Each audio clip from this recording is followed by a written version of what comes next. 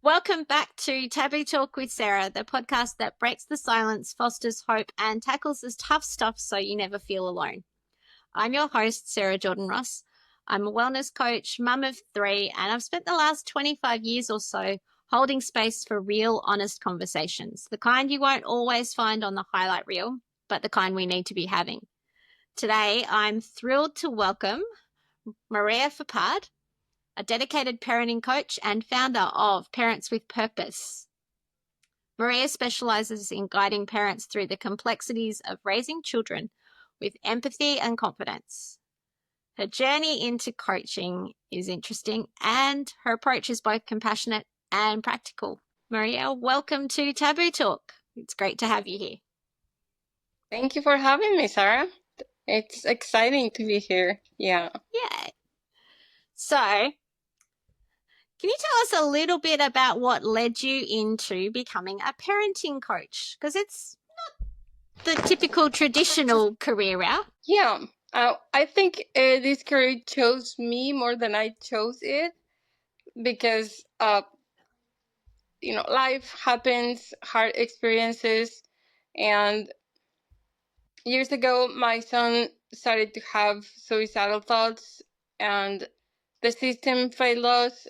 Medications made him worse, and misdiagnosis. Professionals who didn't really listen to him didn't listen to me, and I had to become the expert that my son needed. It was like just for him what he needed, how to needed to be parent, so that he could get out of that depression that was crushing him. And I had to figure out how to do it, and there was nobody to help me. I did a lot of research. I read a bunch of books, listened to podcasts, tech talks, you name it, and there was no like services that what I provide right now. I That's what I do. I coach families who have children who are struggling with suicidal ideation. Parenting itself, it's tough when a child is suicidal. It's, one of the phrases that I use is transcending parenting, because that's what we need to do to be able to help them, to be present beyond what we normally have to be present, to be compassionate with them, respectful, and to just be there for them, to be intentional with everything we do, everything we say, and to show them they are capable. They are not broken. They are just struggling. To be that hand that helps them up when they've fallen down, but also sits beside them in that struggle and helps them to realize that they're not broken. They just need a little extra help to get where they need to be. So thank you that you do help parents navigate that, because as you said, parenting's a tough gig at the best of times. When your kids are struggling with something like suicide, it just makes it all that more difficult, and it's not something that anything prepares us for. Absolutely not. It's unnatural that a child wants to die. Like, we think of them as somebody who sees, they want to figure out who they want to be, what they're going to do. You don't see them planning how to disappear, how to go away. You don't think that. It's not natural to think that. And then learning that is just shocking. And parents, we also go through trauma when this happens. Is the idea of losing our children is, beyond scary. Beyond scary. It's awful. So we also don't think straight. We don't, because we are afraid, and we think we treat them like if they are made out of crystal, and that only hurts them. It doesn't help them at all. They need to know that they are capable, because for what they are going through, they don't need pity. They need empathy for sure, but not pity. And they can do it. Like my son now, he's doing great. He's helping other children who are going through the same thing. He has saved lives already, because he went through that experience, and he took it the way he was supposed to take it, as a learning experience, as a life experience. And I'm really proud of him. And yeah, we both had to work a lot to overcome, and all I did was just to be there for him, just to be present and to hold him while he was doing the work that he needed to be doing. Because like, you can put a band-aid on a bruised knee, but there's no there's no band-aids for a mental illness, yeah, for depression, for any of that. So you found what you needed to do and be to help your son, and you've Yeah. taken that and now turned it into helping other parents. So, what are some of the tools that you give parents to help them navigate that very difficult journey between and stuck in that hard place between wanting to wrap your kids in bubble wrap because you don't want them to get hurt, but knowing that they need something different to that's actually going to be more harmful. So how do you help parents navigate that tricky space? Well, I work with families, and we talk about their own experience, because every family is different. Every family dynamic, it depends on their ethnicity, it depends on the age of the parents, the age of the kids. So we make a very personalized plan for them, to help them go through their very personal situation.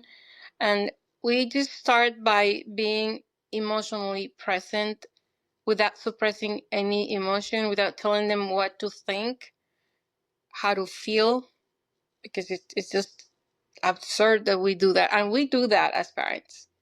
When they feel, it's just, I feel like nobody likes me. Oh, come on, don't say that. Of course people like you. If you're the nicest kid in the world. If he or It she, doesn't if they help. don't feel that, and it's not helpful, because we are not seeing them. They don't feel seen, and they feel that way. So there's like, why am I feeling this, and why is she saying something different of what I feel and what I see? Because they go to school and they really don't feel seen. What they're telling us is real. So instead of acknowledging what's going on with our kids, we tell them what to think or what to do, and that's not the reality. It's sad, but it's just not the reality. So it starts with that, just being present, and then ask real questions without judgment. They can read the judgment in our voices, in our body language. When they are trying to tell us something, if they feel judged, they're just going to shut down. They're not going to ask anything else. They're not going to say anything else, because they don't feel accepted and they feel judged. So that's something that is super important when we talk to them. And then we also need to remove the pressure of trying to fix them, and just show up and listen. It's useful to listen to them while we are doing something, because they don't feel the pressure of just, us looking at them in the eyes. Like if we are cooking dinner or doing the dishes or walking the dog or driving, things like that, they open up easier that way, and they don't feel that pressure. And sometimes if they start telling us something that is hard to hear, we just go in panic mode, and we freeze, or we stop them, and we tell them, no, no, no, no, why are you saying that? No, no, why are you feeling that way? Now, oh my God, oh my God. If they are telling us something that is scary, like if they say, I just feel like I don't want to wake up tomorrow. And then if we start crying, if we start uh, to shut down, they are going to do the same. And kids, especially boys, they are very protective. So if they see us struggling, if they see us that what's going on with them is affecting us in a very deep level, also they're not going to tell us anything. And that is the most dangerous thing that can happen to a parent, when our kids just shut down and they don't want to share what's going on with them. There's no way for us to help if we don't know what's going on. And I don't know how many times I've heard parents who have lost their children to suicide say that, like, I had no idea. I never knew.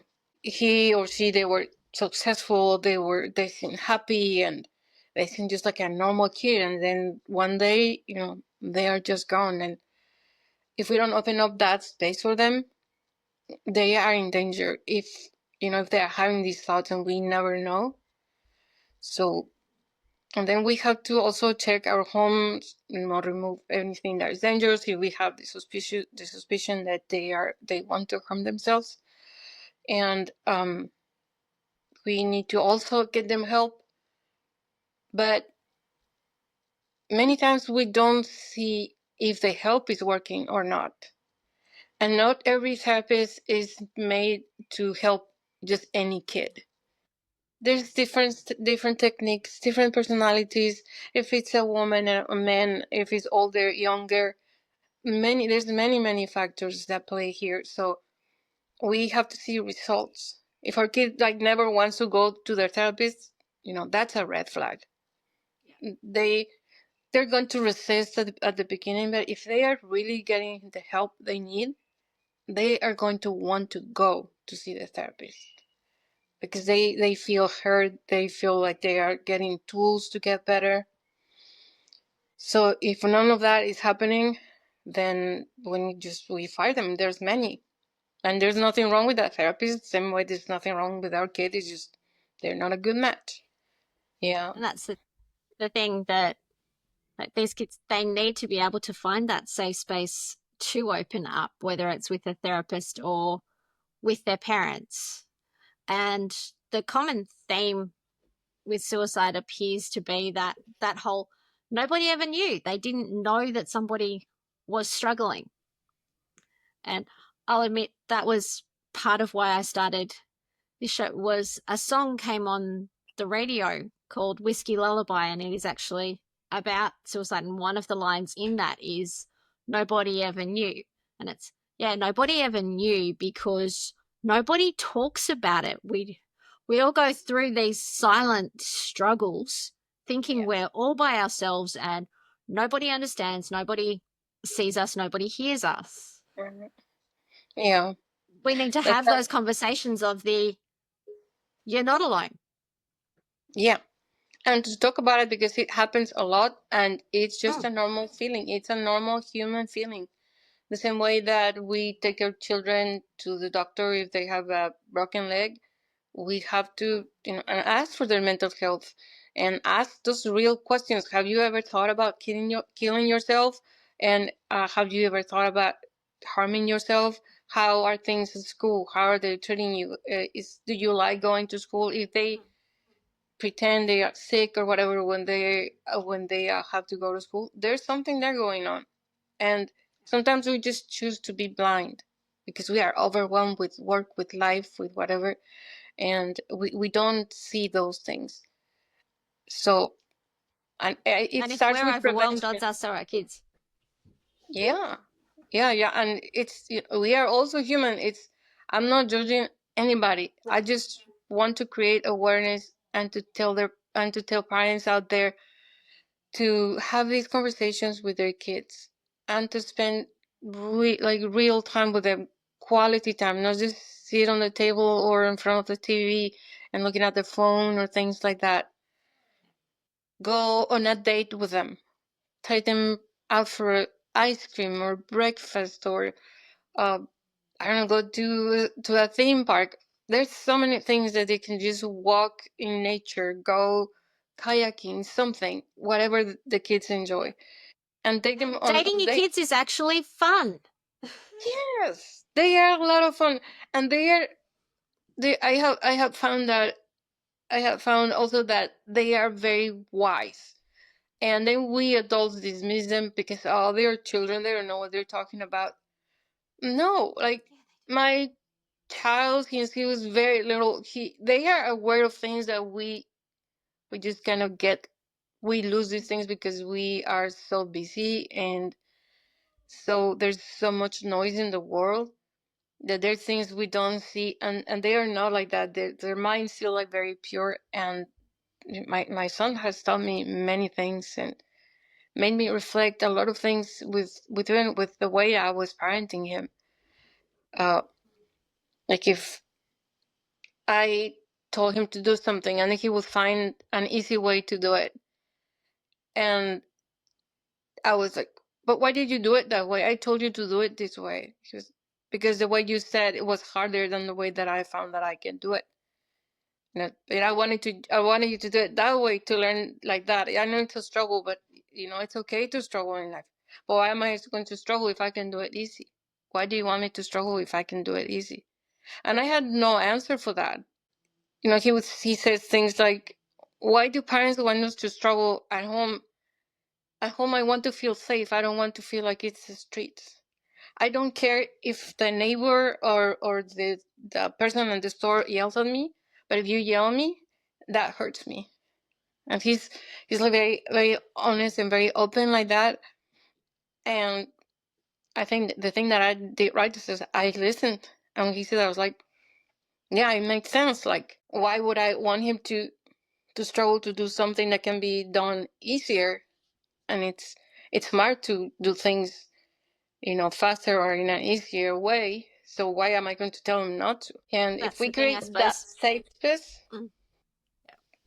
Yeah. You're creating that safe space for them to be who they are and do things their way. Because quite often it's like, but that's how I do it, so I want you to do it the same. We forget that their brains may not be wired exactly the same way as ours are, or maybe they see stuff that we don't. Because, yes, children have innate wisdom that we sometimes don't give them credit for. yeah, I have found that, and talking with teenagers is fascinating. It's really fascinating.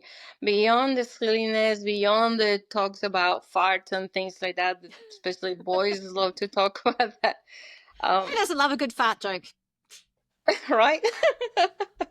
And smells and things like that. No, I'm the they are mother of 3 fascinating. boys. There you go. So you know. Yeah. Yeah. So I Yeah. think if we create that safe space, we don't have to wait for a crisis. We don't have to wait for them to be suicidal to start thinking about that. Then we can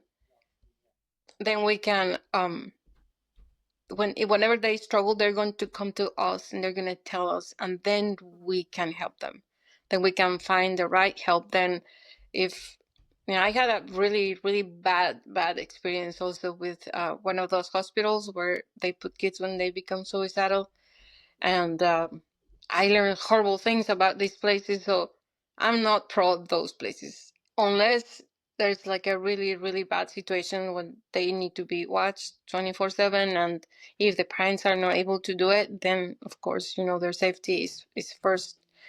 But yeah, I I think if we can do it at home, if we are able to do that, sometimes maybe it's easier to just ask for time off at work and do it ourselves than to pay all those bills from those hospitals because it's really expensive also. Yes. um so if we create that space, then if they are struggling, they're gonna come to us and they're gonna feel like they can't tell us anything, like we are not going to start crying. And if they tell us that somebody's bullying them at school, we're not going to go and yell at the teacher and the principal and everybody, because we're just going to embarrass them. Like, we have to stay steady. That's what our children want from us when there's trouble. And if we want to cry, it's totally fine to cry. It's also totally fine to show emotion, but also for them to see us coming back to be steady, to know that they can come to us and we are in charge. They act like they know it all, and they're smart asses sometimes. And but really they know they don't know everything, and it's very stressful for them when we allow them to take charge, because they're just not capable. The frontal cortex is just not fully developed, and that's why there's so many children having accidents. And that's at least in the United States, that's the first cause of death in children and adolescents and young adults is accidents. Because of that, they don't think, they just, it's fun, let's do it. Yeah. Yeah. And as a general rule, little kids, fear is a learned response. And although and I'm thinking of my youngest, and he does have ADHD, the child is fearless. He he doesn't seem to sense danger. One example, he thought that he was moving his balance bike from the front of the house to the back of the house, and he's taking it through the house, and he's at the back steps, and I hear him yell, "Mom, Sasha," who is our dog, "won't let me past." I go out and it's like, "Good girl, Sasha," because she's standing on the top step going, "Not on my watch, tiny human," because he's about to ride his balance bike down 14 concrete steps. Wow. He thought it was a good idea. I'm really glad that my dog thought it was a really bad idea and stopped him. But God bless your dog. My son doesn't have that filter to go, this is perhaps not the best of ideas. Yeah, and there's so many kids like that. And yeah, there's little things that they don't realize until something happens that's dangerous, or that they don't spot that. They just think it's fun and want to go do it. Even if they break legs, there's like they celebrate it, like it's something cool. And yeah, the rule in my house is like, because yes, I have 3 boys. They do things like have lightsaber battles or climb anything, everything, that sort of thing. And I don't want to wrap them in bubble wrap and stop them from exploring and doing those things. So I came up with okay, when you do that, can we at least try for no hospital visits? And hospital visits only happen if what they do to themselves is beyond either my first aid training or what I've got in my kit. So thankfully it's been, that needs stitches, or glue more so these days. Or, yep, that's broken. Oh my God. Yeah, well, that's who they are and that's what they do. And, we just have to be there for them. Because it's just life. And they also have to live life and learn from all those experiences. We deprive them from that, then they become like non-confident, insecure, and they don't think they can do wonderful things. And sometimes those kids, oh my God, they jump from really high and then they feel like if they are cats, like nothing happens to them. It's just amazing. I don't know how they do it, but it's a skill, and that's how they learn it. And I suppose we need to, as parents, let them do that, but give them that safe place to fall, knowing that we will be there and we will pick them up and dust them off and say, well, what do you need to go try, whatever that next thing is. You touched on it. We need to create that environment where they can come to us and share what's really going on for them. Yes. And treat them with respect. We parents expect respect from them, but then we don't want to respect them as people. And they are people. They're just little, or sometimes not so much. Teenagers are always taller than moms. But they are people, and they have their own ideas, and it's their life. And this thing we say all the time, like, "Oh, I know you better than you know yourself," or "I know everything about you," and we don't. And we live in a very, very different time, and we never experienced what they have experienced. Like, we didn't experience COVID as children.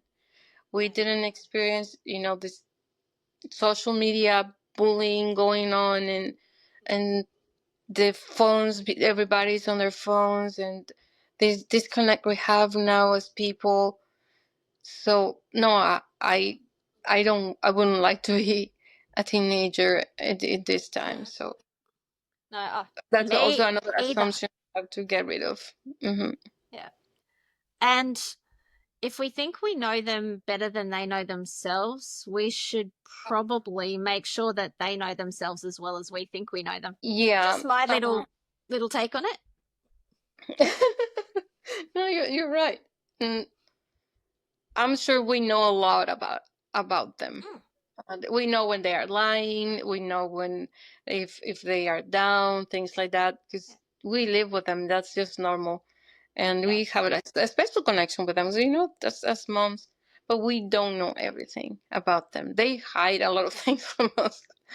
I just let's make sure that it's not the important things what they are hiding from us, because then we can't be there for them, and that's when tragedies happen, and we don't want that. So we want to create that space, and that's what I do. I guide parents through all of that. This overprotection also, it's very very common in parents. They don't let them fail.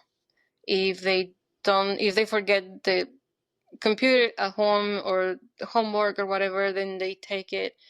If they are failing, oh well, let's get you a tutor or whatever. And if they are failing because they are struggling, like they really have like a learning disabilities or troubles, like my son is dyslexic and he needed extra help for sure.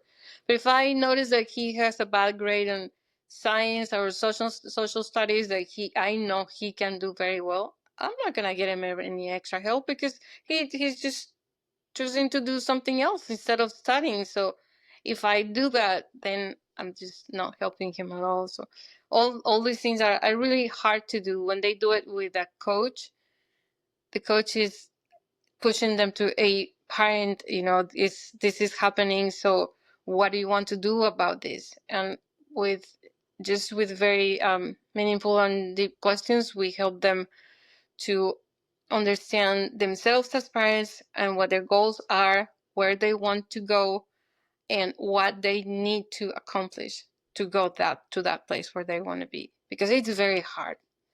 It's very hard, and there's parents that I can't work with. I just tell them, I'm sorry, but I can't coach you, because they are not ready. They are very comfortable where they are, and they tell me, like, I don't think I can do that with my child, just to let them fail. I can't do that. Then I can't coach them. They're just going to stay the way they are, and that's their choice. So I have to respect that. But yeah, it takes courage to get out of that place, because it's very hard. Just the reward is, I think it's super super worth it. It's just long term. It's not immediate, and it's hard, but it's totally worth it. Especially if it means that our children are gonna be okay. We don't have to be worrying every night if they're going to wake up the next morning. Like, I went through that, and it's very very hard. There's that thought every morning, and I'm not afraid like that anymore. And it's not because he's never gonna get depressed like that. I mean, he just went through something like that. He had some troubles, and he started to get depressed again a few months ago, like 2 or 3 months ago. And we already know what to do. Like, he comes to me, and then we talk, and then there's supplements I give him and a tea, and then I just let him talk, and I'm just there for him. And he gave me things that he likes carving in wood. So he had some knives, and he gave me the knives that he had, and it's like a dance we already know. And even though he told me that, like, I didn't get scared, I didn't freak out, because we already know what to do. He knows what to do. I know what to do. He trusts me that I'm going to be there for him, just to support him. I don't tell him what to say, what to think.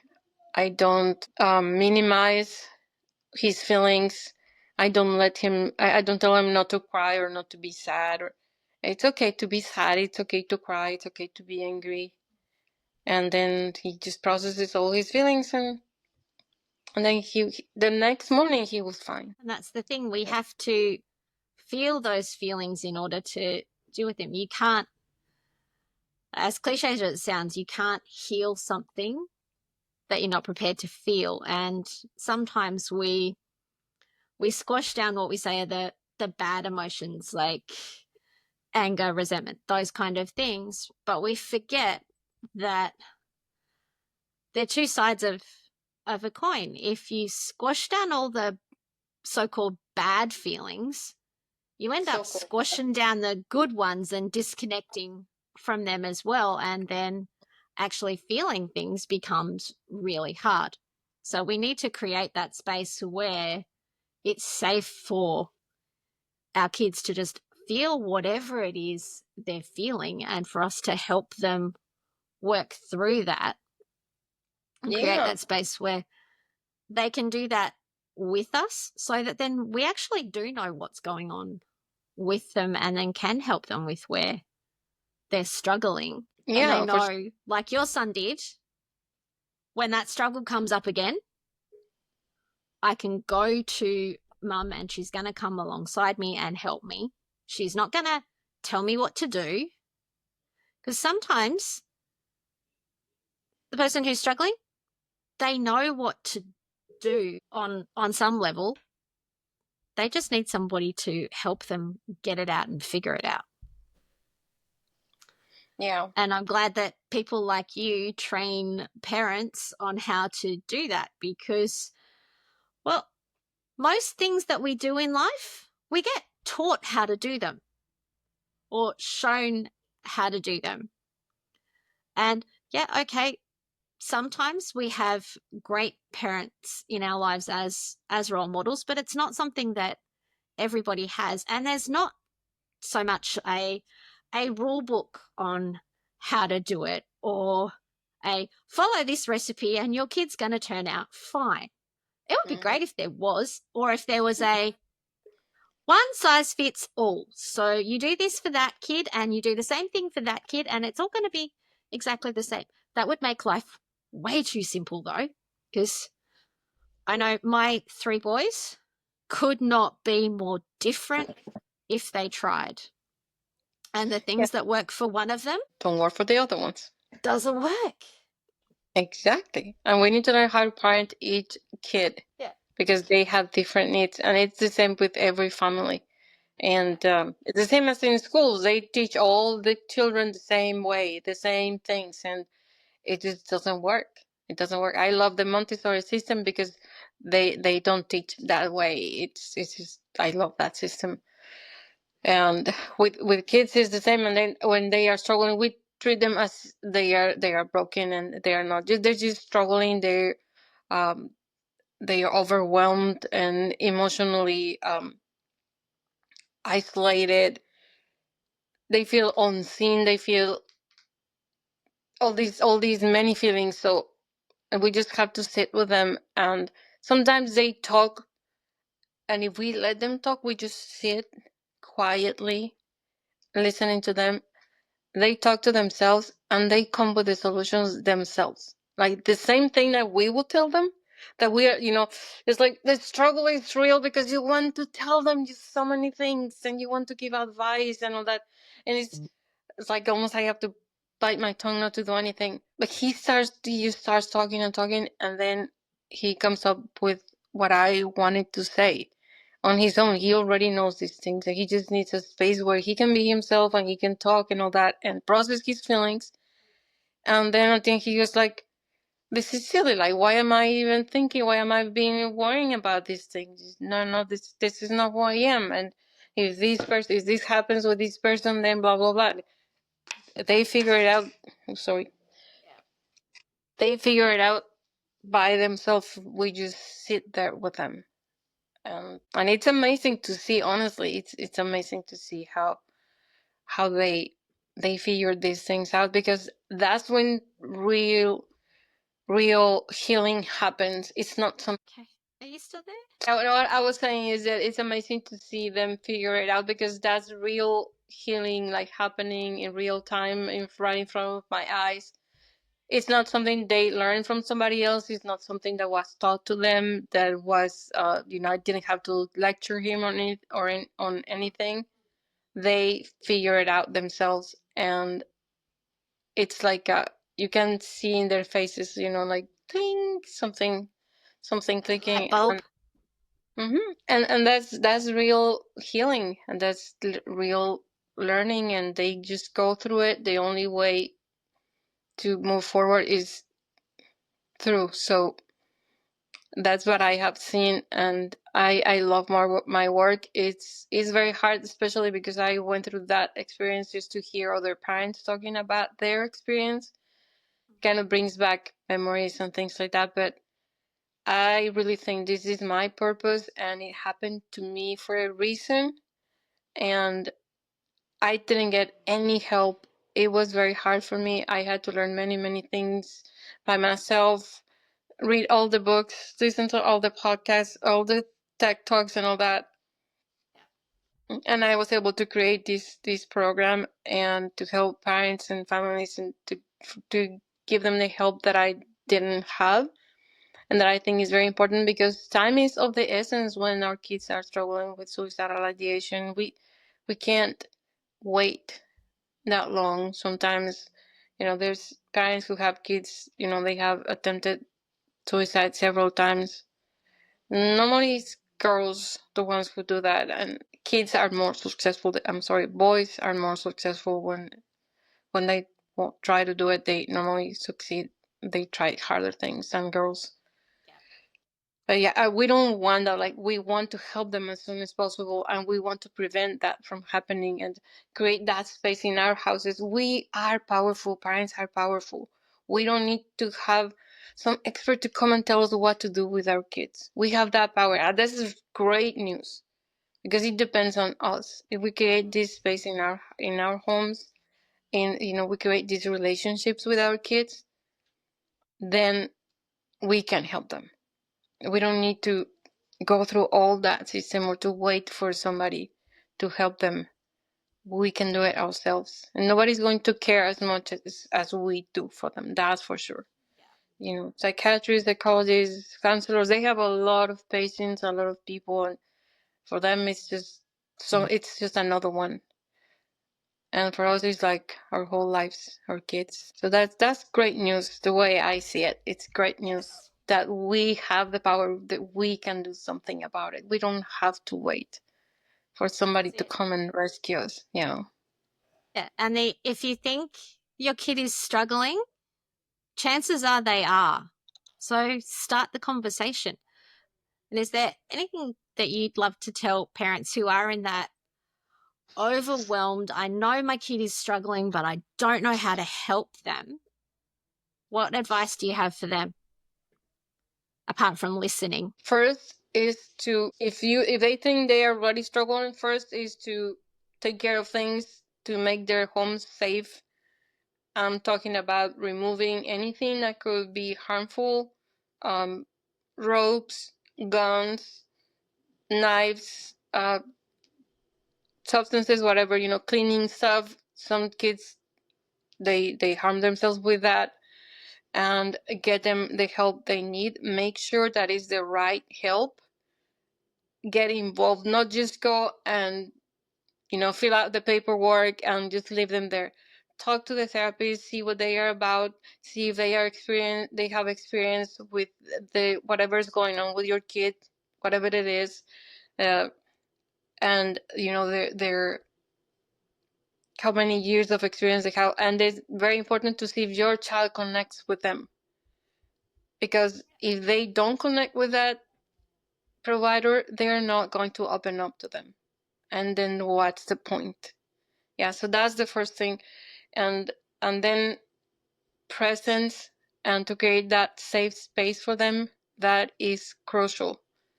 If we don't do that, then they're not going to open up, and if they are struggling, they're not going to tell us. They're just going to stay there where they are. And just ask hard questions. Are you thinking about killing yourself? Are you thinking about suicide? That is not going to make them to want to commit suicide. That is not how it works. It's not us giving them ideas. It's opening up this conversation. It's something that is normal. It happens to people, not to everybody. Same way that, I don't know, not everybody has lupus, not everybody has any illness that we can think about. Same way, not everybody struggles with mental health, and it's just normal for whoever struggles with that to have it. So just normalize those conversations. It doesn't have to be taboo anymore. It doesn't mean they are weak. It doesn't mean they are less than. And so if we treat them like that, with that, oh, don't tell anybody, just no, no, no. If we tell that in the school, then they're not going to think that you are worth it or worthy of this scholarship or to going into this program or whatever. It used to be like that years ago here, even in the military. They would That would be like a red flag for them if they were struggling with their mental health. It's better now. It's not ideal, but it's better now.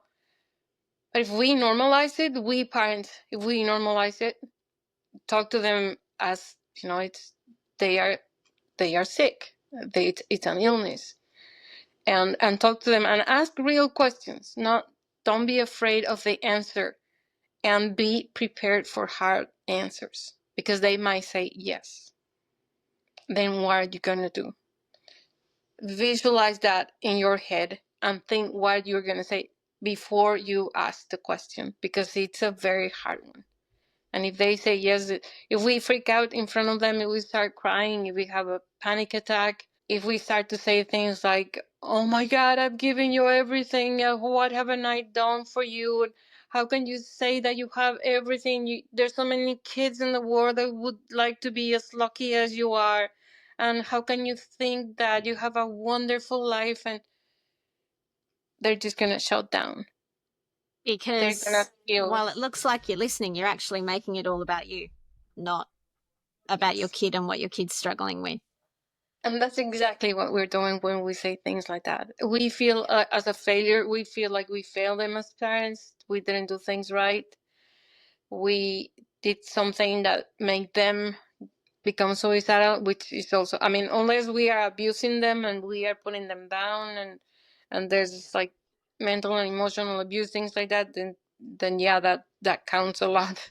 If they are having this suicidal ideation, or if there's domestic violence in the house, also that's a big factor. But if not, then no, we didn't cause it, and we cannot make it stop. It's not in our hands. It's their job, and they are the only ones who can do it. We cannot tell them how to think, how to feel. We cannot fix them. They are not broken. They're just struggling. They just have to go through it. So I'm doing all those things, and then just be present and be alert. If they are struggling, same. If we can sleep in the same bedroom and make sure they are safe and check on them, things like that, if they are struggling, and don't overwhelm them with questions that are irrelevant. If we see them, they have their head down and they look sad, and we ask them if they are sad, that's a question that they're just going to dismiss us, like, really? Do I need to tell you? They need a hug. They And need a word. sometimes They need a word like, I'm sorry you're going through this. I'm really sorry. I'm here for you. What do you need? that's it. When we see them struggling, be for them what you would want if you were in their shoes. So yeah, when we're having a bad day, we want somebody to give us a hug and say, it's okay, or it's going to be okay, or what do you need? How can I help you? But we also need to be prepared to ask those hard questions. But when we do, and really like Tay said, if you're going to ask the question, get yourself prepared for what the answer might be before, so that you can actually handle it in a way that is going to be helpful. Because yeah, when somebody's struggling, the last thing they need is to see you fall apart because of their struggle, because then that's just going to make them feel even worse than they already do. Yeah, now you're gonna feel like the caregiver, like, okay, so now I have to take care of my mom because she is crumbling. Like, I need to go and be there for her and tell her, okay, mom, don't worry, no, nothing's gonna happen to me. I'm gonna be okay. When they are not feeling okay, and they don't really believe they are feeling like they're gonna be okay. They just say it because they don't want their moms to feel that way. And like I said, especially boys, they are very protective with their moms, and they don't want to see them struggling like that. So the worst thing we can do is to wait.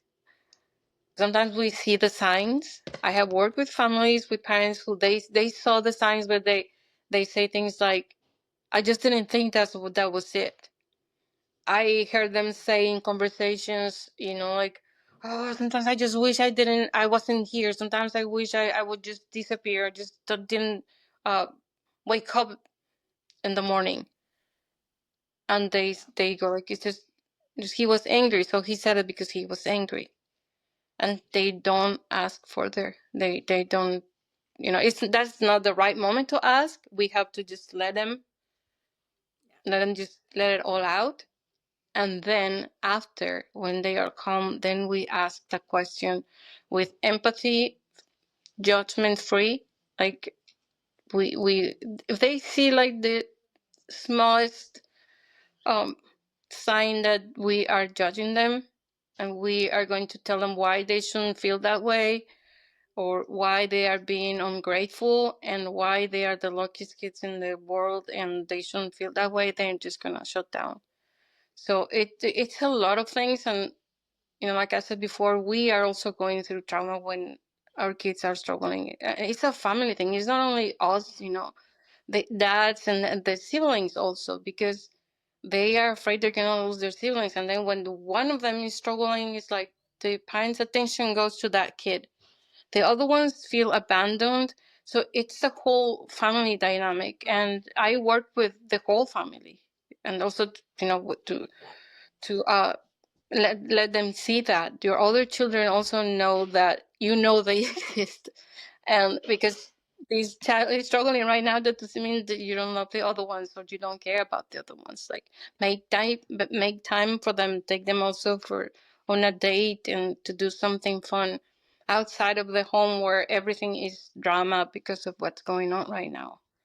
And they can be also part of their support system, which is super, super important. That's another thing. Is if they have a support system, try to get the whole system to work for them. If it's their community, the religious community, if they have a religion, that helps a lot, just to know, there's a God, and they are perfect the way they are, and they are loved the way they are, and they have a value as human beings just because they are children of God. To know that helps a lot. Not for everybody, because there's people who are not religious, but the ones who are, that helps a lot. That, to get them close to their community, their friends, their grandparents are also, of great help. Teachers at school, sometimes there's a special one who really, really cares about them. So all the help they can get to, because it's important that they don't feel overwhelmed, and that people have pity for them. They just, no, I'm just here, let's watch this show and let's just talk, or this whatever, not to go and talk of whatever they are feeling, and none of that. So I coach the whole family to go through the whole thing, and to get their kids to be in a better space. But yeah, waiting is the worst thing we can do. So that's what I would tell parents.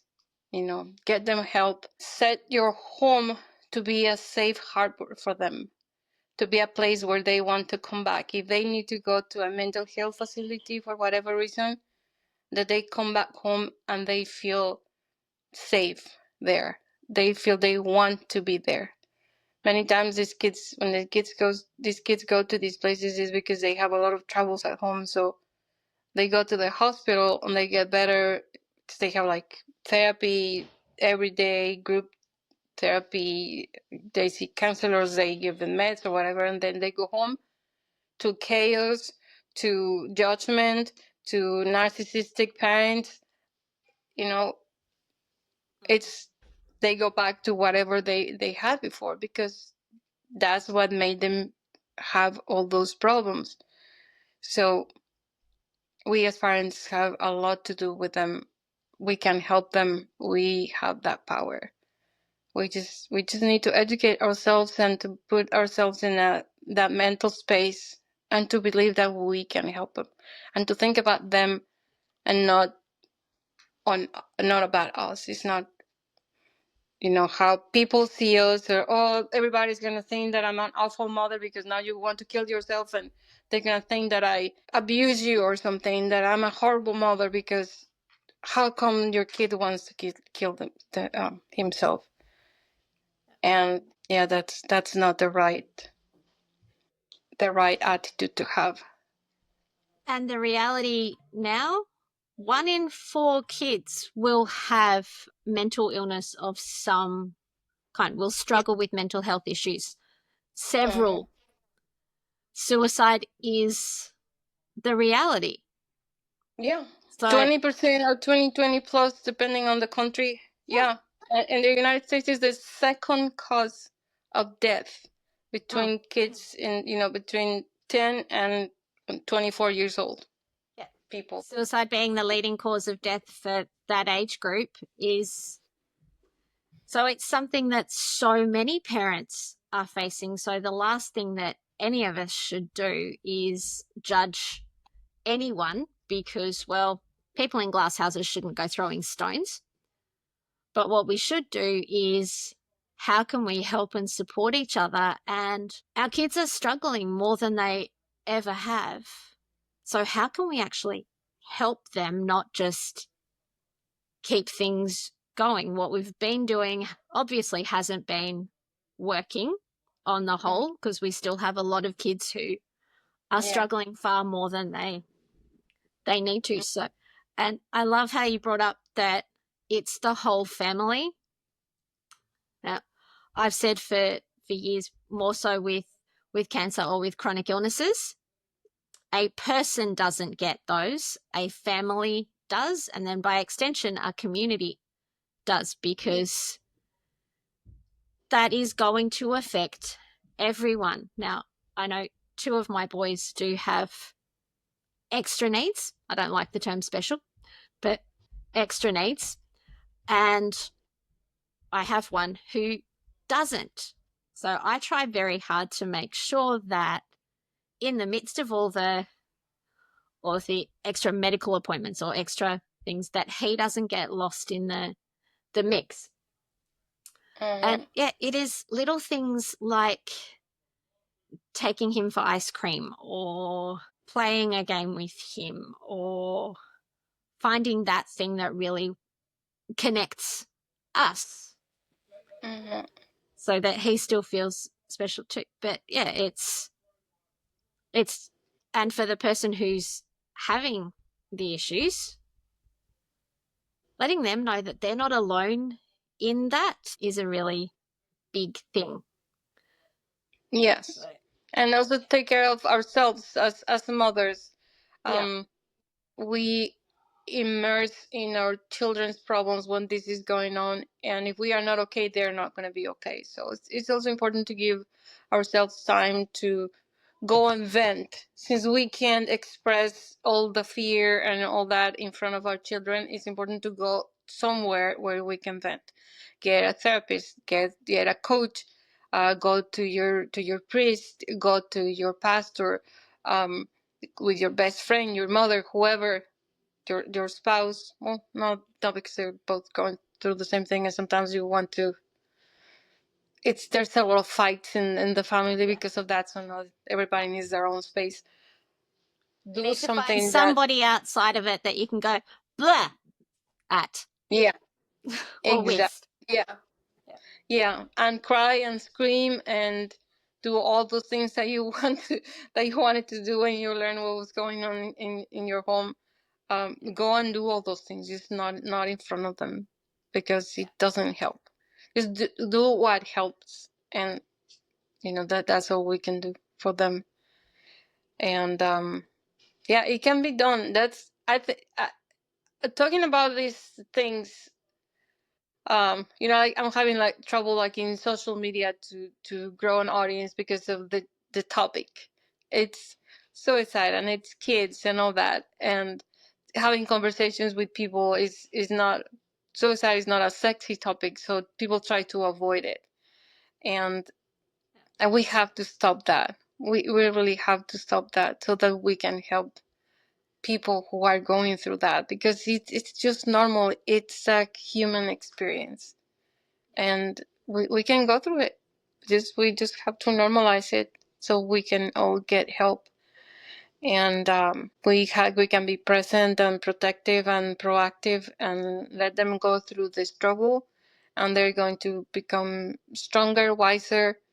Um, like, I have seen it many times. It's possible. So my message is a positive message. It's not a negative message. It's not a sad, gray message. It's a positive message. We parents have the power to help our children heal when they are struggling with suicidal ideation. We don't have to, to depend on anybody else to handle, to give them away. Like, please fix my kid here. Here it is. Just give me the 2.0 version of my struggling kid because he's broken or something. We can do it ourselves. And that's great news because we don't have to sit and wait. And those are awesome news. We are taught to depend on doctors and specialists to do it, but at least at me, they fail me. I found great ones at the end. Great ones. I have nothing against them. I have my own therapist. I have nothing against them. The psychiatrist that we found at the end, he was awesome. He was great. He helped my son big time. I have absolutely nothing against them, but they are not. We should not leave our kids' life in their hands just like that. Like, we have to lead that team. We have to be the leaders of that team and be involved in every meeting and in every decision, not just do whatever they say. Like, all those meds they give them that make them suicidal. They are suicidal, and they give them medication that would make them commit suicide. Or, no, that's a bad word. That would make them, kill themselves. How is that possible? And they say, well, it's not, it doesn't necessarily happen like that. It happens to some kids, but not to all of them. It happens rarely, but I don't like rarely. I like never. I don't like rarely. And my son was hallucinating with the medications they were giving him. Then he was changing. He was not himself. He was very angry. He became like a different person. It's like he didn't show emotion. And we were watching a sad movie, and normally he would get sad, like a puppy movie or something. I remember my mother-in-law, she was in the hospital because she had uh, a knee surgery, even though it was nothing super bad or super dangerous or anything. He has always been very sweet and compassionate, and he would go on, oh, Mimi, I'm sorry that you were going through this. I bring you something. That's what he would do. And when we went to visit my mother-in-law, he just came in and he was like, hey, Mimi. And he just sat and nothing, like not even a hug or nothing. It was like, this is not my kid. I don't know who this is. This is not my kid. And many things. So if we are in charge, if we lead the team, we can make sure that they are really getting better, that they are happy with their therapist, that we are happy with whatever they're getting. If they give them medications, we have to know, so what's the side effects, and watch our children. Many parents don't know that. They don't know about the side effects, and they just say, like, it's just, he's not getting better, so give him more medications, or change the medication. And sometimes it's the medication what's getting them worse. That was my With son's any case. with any problem, we need to find what the root cause is. And as said, we need to remember that parents do have the power to make the difference in their kids' lives. So, Maria, thank you so much for joining us today and for sharing your journey and the incredible work that you are doing, and that there can be a positive message to take out of the struggles our kids have with suicide, and that is that we have the power to help them. So we should use that. For our listeners, if this conversation resonated with you, share it with someone who needs to hear it, somebody who needs to know that they're not alone in their struggle. You can connect with Maria through her website, parentswithpurpose.coach. You'll find resources, coaching programs, and a whole lot more. Let's remember. I have Yep. I'm sorry, I have another web page now. It's well, Parents with Purpose is still working too, but Maria Phipard coaching.com, and I provide services in English and in Spanish, and my webpage is in both languages. And you can also find me on TikTok at Maria Phipard Parenting Coach, and on Instagram, and I have also a YouTube channel. Maria Phipard is it's not a very common last name, so you'll find me if you look for me. You can find me, and I'll drop all the details in the show notes as well to make it easy for people to find you. So thank you. Until next time, everyone, remember you are not alone. Your story matters, so please keep telling it. Until next time, take care of yourselves, take care of each other. I'm Sarah Jordan Ross, and I will see you next time on Taboo Talk. Thank you, Sarah.